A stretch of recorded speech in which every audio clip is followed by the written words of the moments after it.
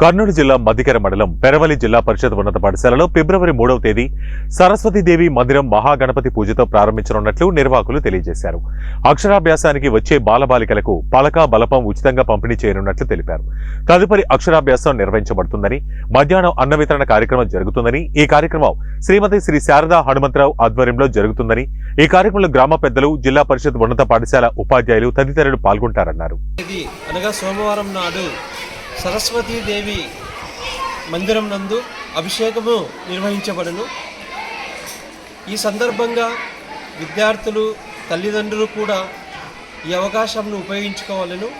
అలాగే సరస్వతీదేవి అభిషేకము అయిన తర్వాత పిల్లలకు అక్షరాభ్యాసము నిర్వహించబడును. అక్షరాభ్యాసం కొరకు పిల్లలకు పలక బలపం కూడా ఉచితంగా ఇవ్వబడును.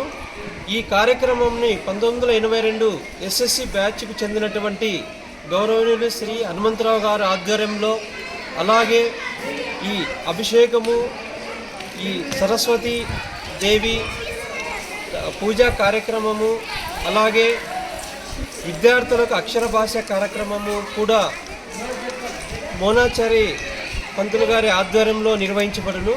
అలాగే ఈ ప్రజలకు, తల్లిదండ్రులకు ఈ కార్యక్రమంలో పాల్గొన్న వారందరికీ కూడా మధ్యాహ్న భోజనం కూడా ఏర్పాటు చేయడం జరిగింది.